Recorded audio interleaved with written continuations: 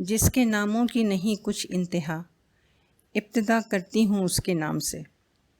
السلام علیکم، آپ سب پر سلامتی ہو جہاں تک میری آواز پہنچے۔ اس چینل کے بارے میں کچھ بتانے سے پہلے میں اپنا تھوڑا سا انٹروڈکشن کروا دوں۔ میں کافی عرصہ تقریباً 35 سال ٹیچنگ پروفیشن سے وابستہ رہی ہوں۔ اس دوران میں نے نامی گرامی ایجوکیشنسٹ کے ساتھ کام بھی کیا، جو میرے لیے باعث فخر ہے۔ اس کے علاوہ اور بھی بہت سے لوگوں سے رابطہ رہا۔ میں نے بچوں اور لوگوں سے بہت کچھ سیکھا اور جانا۔ الحمدللہ میں نے ہر سسٹم یعنی matric, A levels, O levels میں ہر ایج گروپ کو پڑھایا ہے۔ چونکہ میں نے چائلڈ سائیکالوجی پر بہت کچھ پڑھا اور سیکھا ہے، اس لیے میں نے بچوں کی اپنے طور پر کاؤنسلنگ بھی کی اور اس کے بہت اچھے رزلٹ بھی آئے۔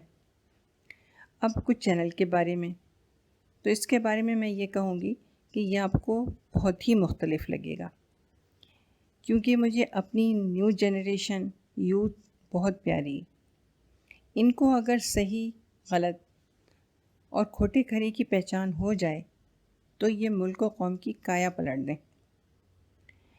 جیسا کہ میں نے آپ کو بتایا کہ ٹیچنگ کے دوران میں بچوں کی کاؤنسلنگ بھی کیا کرتی تھی، تو مجھے بچوں کو بہت ہی قریب سے اچھی طرح دیکھنے، سننے اور سمجھنے کا موقع ملا۔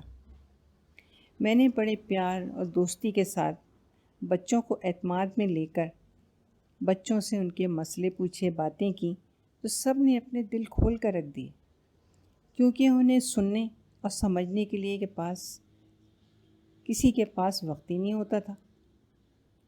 تو پھر ایسی حیران کن باتیں اور واقعات معلوم ہوئے جنہیں دل اور دماغ تسلیم کرنے پر تیار ہی نہیں۔ تو پھر میں نے سوچا کہ آج کل اکثر لوگ یوتھ کو، میں اکثر کی بات کر رہی ہوں، سب کی بات نہیں کر رہی ہوں، یوتھ کو بہت ہی برا بھلا کہتے رہتے ہیں کہ نافرمان ہیں، بے راہ ہو گئے ہیں، ویلیوز نہیں جانتے، بد لحاظ ہیں، بدتمیز ہیں اور پتہ نہیں کیا کیا۔ تو میں نے سوچا کیوں نہ میں اپنے ان واقعات اور تجربات کو اپنے تھوڑے بہت علم کے ذریعے لوگوں تک پہنچاؤں کہ آخر ایسا کیوں ہے، یہ بچے تھوڑی سی محبت اور توجہ کے خاطر کیوں بے راہ ہو گئے، کیوں راستے سے بھٹک گئے، تاکہ لوگوں کو کچھ لیسن ملے اور سبق حاصل ہو اور بچوں کا مستقبل بگڑنے کے بجائے سنور جائے۔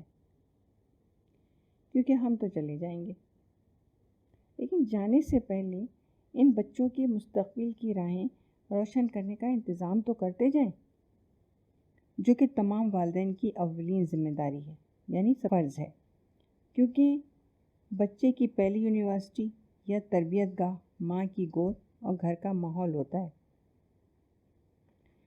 میں نئی نسل کی بات اس لیے کر رہی ہوں کہ بچہ دنیا میں آتے ساتھ ہی تو میچور نہیں ہو جاتا، سمجھدار نہیں ہوتا، بلکہ وہ تو بالکل ہی ہیلپ لیس اور ٹوٹلی محتاج ہوتا ہے اپنی ماں کا۔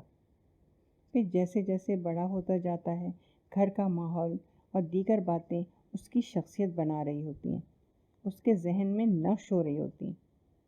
میرا یہ ماننا ہے، بلکہ یقین ہے، کہ بچے کا دماغ just like a blank paper, ایک سادہ کورے کاغذ کی طرح ہوتا ہے، جس پر اگر آپ کوئی لائن ڈرا کریں اور مٹا دیں تو پھر بھی ہلکے ہلکے نشان باقی رہ جاتے ہیں، جو وقت گزرنے کے ساتھ ساتھ پختہ ہوتے جاتے ہیں۔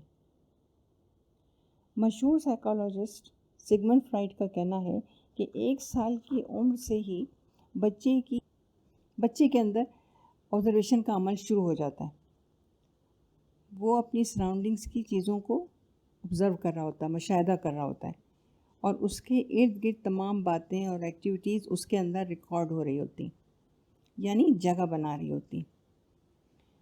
پھر بچہ وہی کرتا ہے جو وہ دیکھتا ہے، سنتا ہے۔ ایک قول ہے کہ بچہ سکھانے سے نہیں سیکھتا، بلکہ دیکھ کر سیکھتا ہے، سن کر سیکھتا ہے۔ اب دیکھیں نا، ایسا تو نہیں ہو سکتا کہ گھر کے سب لوگ تو اردو اور انگریزی میں بات کرتے ہیں اور بچہ جب بولنے پہ آئے یعنی بولنا شروع کرے تو پرشین لینگویج بولنا شروع کر دے یعنی فارسی بولنا شروع کر دے؟ نہیں نا، کیونکہ جو آوازیں اس کے اندر ریکارڈ ہوئی تھیں وہ اسی بیسس پر بولنے کی کوشش کرے گا۔ اس سے کیا بات واضح ہوئی؟ کیا پتہ چلا کہ ہمیں بچوں کے سامنے ہر اس بات کا خیال رکھنا چاہیے جس سے بچوں کی تربیت اور شخصیت پر برا اثر ہو یا جو بات ان کے لیے نقصان کا باعث بنے۔ اور یہ اسی وقت ہو سکتا ہے جب ہم اپنی ذمہ داریوں کا احساس کریں، بچوں پر توجہ دیں کہ یہ بچے اللہ تعالیٰ کی امانت ہیں، اور اللہ تعالیٰ کی پکڑ تو ہوگی اگر ہم خیانت کریں، یعنی ان کی پرورش میں لاپرواہی برتیں اور اپنی ذات، ضروریات، تفریحات، تقریبات کو بچوں پر ترجیح دیں۔ ہمیں اپنی ذات کی نفی کرنا ہوگی، بچوں کو اپنے سے آگے رکھنا ہوگا۔ کیا ہم نے ایسا کیا؟ کیا ہم ایسا کرتے ہیں؟ اسی سوال کے ساتھ اس بات کو یہیں ختم کرتی ہوں۔ آئندہ اس سلسلے کو انشاءاللہ تعالیٰ آگے بڑھاؤں گی۔